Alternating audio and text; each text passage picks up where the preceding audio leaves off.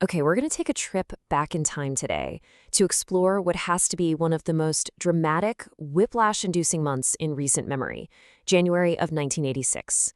I mean, it was a month that soared to the absolute heavens, and then, in the blink of an eye, just plummeted back to Earth in the most public and heartbreaking way you can imagine.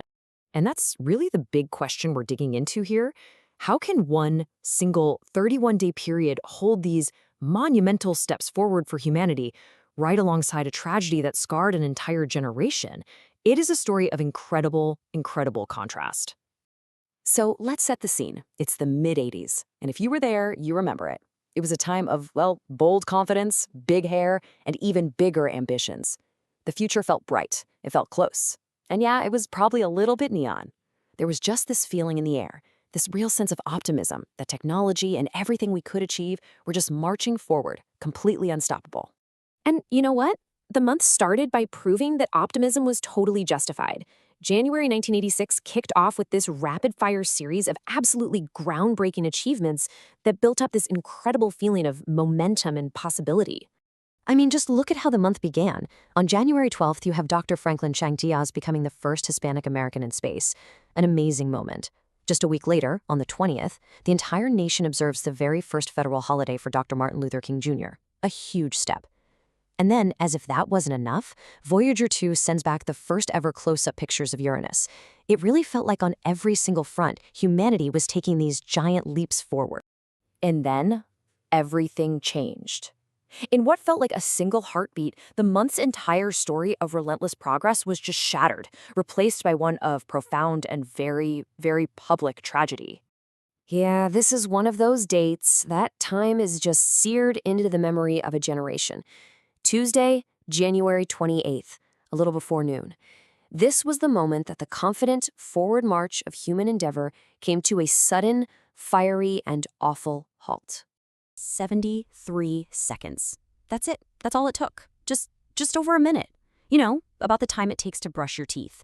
And in that tiny little window of time, the Space Shuttle Challenger went from being this incredible symbol of triumph, climbing toward the heavens, to a plume of smoke against a clear blue sky. And this was such a deeply human tragedy. 7 astronauts lost their lives, and one of them was Krista McAuliffe. She was part of the Teacher in Space program, which was this amazing idea to connect students directly with the wonder of space by sending one of their own. And that's why millions of kids were watching it live in their classrooms. They were supposed to see a hero make history. And instead, they witnessed a national catastrophe. It became this shared trauma that, honestly, so many people still carry with them to this. That evening, President Reagan actually postponed his State of the Union address to talk to a country that was just reeling in grief. And his words, they really captured this poetic, almost mythic way the nation tried to process what had happened. He framed the astronauts as these pioneers who had, quote, slipped the surly bonds of Earth to touch the face of God. But here's the thing. Even as the nation mourned, that vibrant, almost chaotic pulse of 1980s culture, it just kept on beating. Life and art and entertainment, it all moved forward, creating this really complex, kind of strange backdrop of both grief and celebration. Get this, just 5 days before the Challenger disaster, a major cultural institution was born. The very first Rock and Roll Hall of Fame induction ceremony took place. And this wasn't just some awards show, this was the moment that rock and roll's history was officially being carved into stone, honoring the absolute architects of modern music. So what was everybody listening to during this month of extremes? Well, the radio was just dominated by these massive emotional ballads. Lionel Richie's Say You, Say Me was absolutely everywhere. But the real anthem was That's What Friends Are For, which was this huge charity single for AIDS research that brought this message of compassion during a totally different kind of national crisis. And right alongside them, a young Whitney Houston was just exploding into a global superstar with her debut album. I mean, this music wasn't just background noise, it was the emotional heartbeat of the time. And if you went to the movies, audiences were totally captivated by 2 very different but equally powerful films. On one hand, you had the serious, prestigious drama of Steven Spielberg's The Color Purple, and on the other, you had the fantastical rock and roll magic of Jim Henson's Labyrinth, starring, of course, the one and only David Bowie. And then there was the Super Bowl. The Super Bowl XX was way more than just a game. It was a total cultural phenomenon.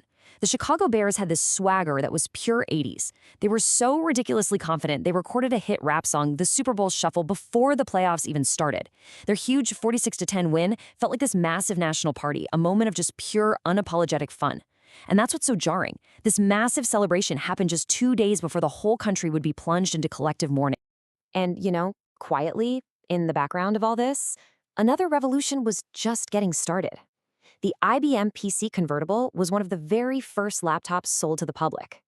At 13 pounds, it was an absolute beast by today's standards, but it was the first real sign that the future of computing wasn't going to be chained to a desk. That right there, that was the seed of the world we're all living in right now. So when you put all of these pieces together, the triumphs in space, the progress on civil rights, the cultural landmarks, and that devastating loss, you really start to see why this one single month still echoes so powerfully even today. In the end, January 1986 is kind of the perfect encapsulation of the two sides of the human coin, right? On one side, you have our incredible, soaring ambition to reach for the stars and build a better world. And on the other, you have this stark, painful reminder of just how fragile those ambitions can be. And the legacy of this month, it's so concrete. You can see it everywhere. The Challenger disaster led to a complete overhaul of NASA's safety protocols and how we think about risk.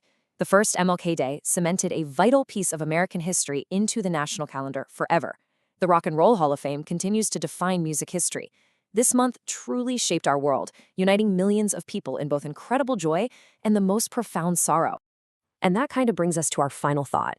If one single month can hold both the first ever images of a planet billions of miles away and the loss of 7 brave explorers, if it can celebrate the birth of a cultural institution and mourn a national tragedy, what does that really tell us about the nature of progress?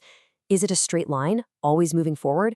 Or is it something far more complex, far more fragile, and ultimately a whole lot more human?